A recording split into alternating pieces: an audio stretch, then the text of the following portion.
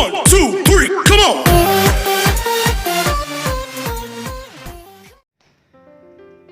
Assalamualaikum warahmatullahi wabarakatuh. Semoga dalam keadaan sehat walafiat dan juga tentunya dalam lindungan Allah Subhanahu wa taala. Teman-teman, sahabat Pandu dimanapun berada, insyaallah dalam kondisi sehat ya. Dan juga tetap patuhi apa yang menjadi amanah daripada pemimpin kita. Mudah-mudahan membawa manfaat.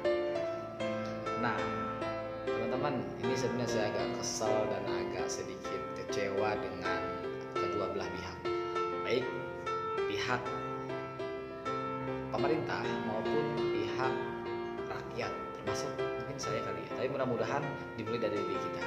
Apa yang saya kecewakan? Yang pertama itu pemerintah yang seolah-olah bingung mau bikin aturannya seperti apa.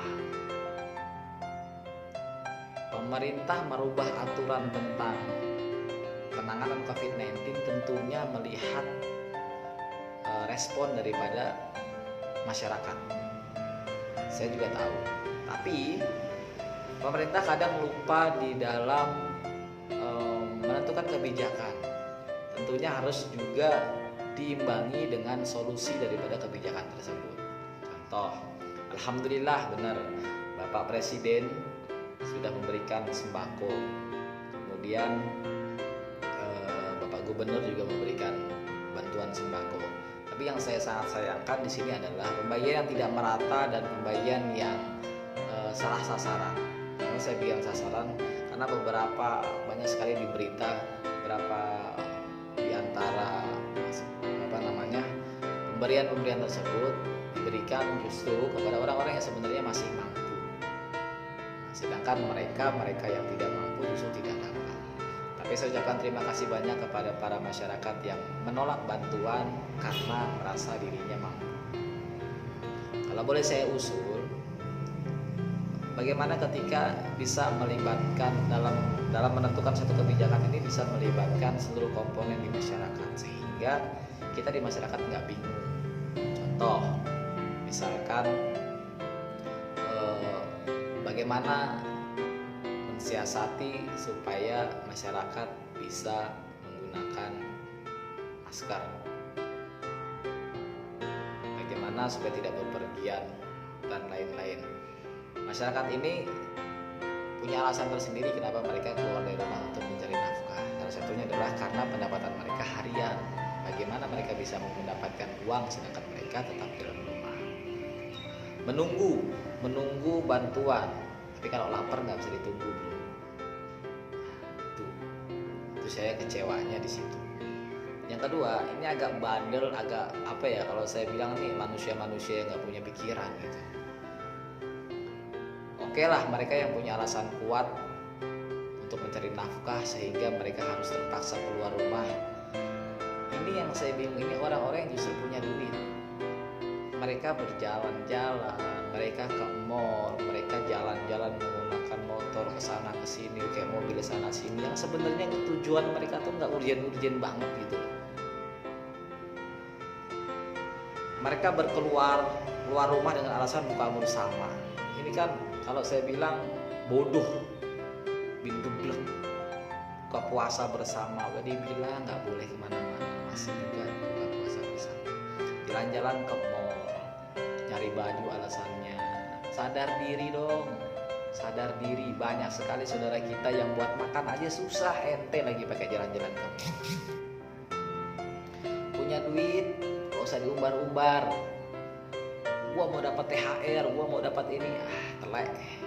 Kasihan bro, kasihan orang-orang yang mereka nggak bisa, mereka nggak dapat apa-apa, bahkan mereka belum dibantu apa-apa. Sementara kalian pamer-pamer uang ke mall, kalian jalan-jalan kayak motor kemana-kemana, kasihan. Cukup. Kalau dikatakan Indonesia menjadi salah satu negara yang paling lama terdampak COVID-19, mungkin ada benarnya kenapa masyarakatnya agak rewel. Dibilang jangan mudik. Alasannya mau bertemu keluarga. Ente bukan sayang keluarga namanya, ente namanya mau matiin keluarga namanya kalau kayak gitu. Ya karena di Jakarta kita nggak punya pekerjaan, kita mau dapat pekerjaan bagaimana? Ente kan punya RT, ente punya RW, ente punya tetangga kiri kanan. Coba cari solusi dulu, dimusyawarahkan dulu, bukan dengan cara jauh ke kampung. Dimusyawarahkan ini bagaimana supaya semuanya sama-sama aman. Jangan memaksakan kehendak.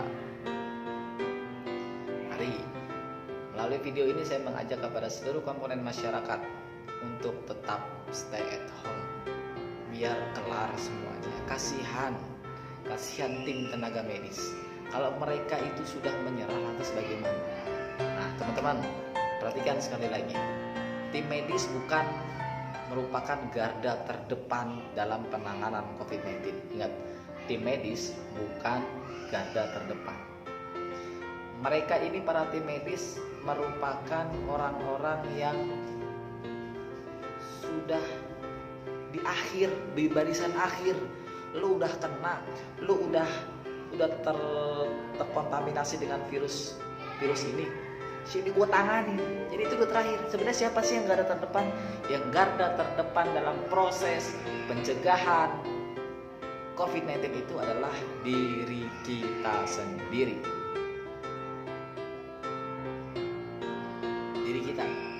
Saya agak menyayangkan juga kenapa orang kumpul-kumpul itu di bandara, kumpul itu di pasar. Musola, masjid adalah sepi. Ente kalau dibilangin marah, terasa dirinya paling pintar. Padahal saya kasih tahu nih, biar kata keluar dari bol ayam, kalau itu telur ambil. Bukan begitu bro. Biar kata itu keluar dari wanita cantik, kalau tai buang. Jadi jangan lihat siapa yang memberikan, dalam hal ini nasihat dan lain-lain, tapi lihat apa yang diberikan dan apa yang disampaikan. Kalau itu baik, ambil. Bro, coba deh stop dulu jalan-jalannya, gak usah belagu jadi orang. Ayo dong sama-sama, kita yang sehat kepengen semuanya dalam keadaan aman, yang sakit pengen dalam keadaan sembuh. Maka bagaimana caranya? Garda terdepan dalam penanganan dan pencegahan COVID-19 adalah diri kita. Mari kita tetap berada di rumah. Kalau nggak urgent amat, nggak usah pergi. Jangan juga ketika pergi jadi alasan urgent penting. Ini saya lihat di lingkungan saya nih, saya berada di lingkungan Kreo Selatan, Larangan, Ciduk, Tangerang, Banten. Kalau saya lihat kemarin cepat viral juga CBD Ciledug, luar biasa banyak. Kalau saya bilang itu isinya di situ orang-orang sombong, orang-orang belagu, orang-orang geblek. Kenapa? Karena mereka nggak sayang dirinya dan nggak sayang sama keluarganya.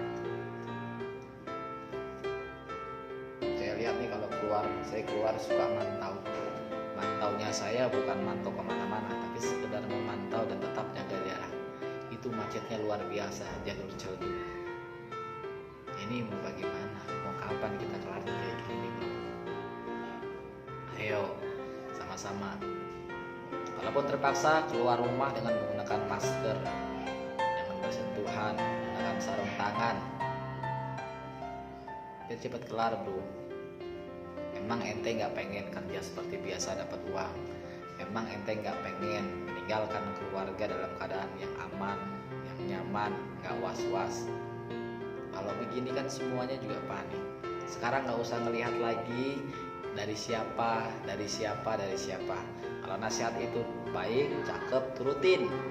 Nggak usah mandang pro kontra antara 01 dan 02, antara Pak Jokowi dengan yang lainnya. Nggak usah dipandang. Saat ini kalau memang Pak Jokowi baik, ayo kita dukung supaya mereka bisa memberikan yang terbaik buat bangsa ini. Kalau jelek, ayo kita ingatkan sama-sama. Ya, buat Anda, para semuanya, para orang-orang kaya, para pejabat, udahlah stop pencitraan. Ini sudah waktunya kita berbenah, sudah waktunya kita menolong pada sesama. Untuk memberi nggak perlu ada label-labelan. Untuk memberi tidak harus dari siapa. Mereka nggak butuh, mereka hanya butuh bantuan. Ayo, yang bisa kita bantu, yang tidak bisa, marilah kita bermusyawarah, kita bernegosiasi, kita ngomong, jangan diem aja. Insya Allah semuanya akan membantu. Ingat, negeri yang hancur bukan karena banyaknya orang jahat, tapi negeri yang hancur karena banyaknya orang baik yang diam melihat kejahatan. Ayo, Ane yakin semua yang nonton ini orang-orang baik, orang-orang terdidik, orang-orang terpelajar, orang-orang yang tahu mana sakit mana enggak, orang-orang yang tahu mana yang boleh mana yang enggak, mana masyarakat yang tahu yang hak dan yang batil. Ayo sama-sama kita dukung upaya kembalinya Indonesia seperti sedia kala dengan cara tetap untuk tinggal di rumah barang sebentar. Ente kan kagak lama disuruh tinggal di rumah tuh, paling lama kalau ente nurut nih, semua rakyat Indonesia nurut aja, paling lama sebulan, paling cepat 2 minggu. Nurut aja, bener-bener nurut di rumah, insya Allah kelar. Tapi ini kan kadang-kadang ya Allah Rabbi,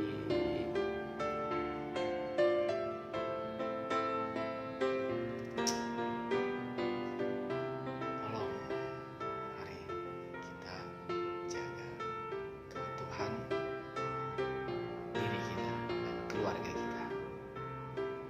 Kita lanjutkan nanti. Assalamualaikum.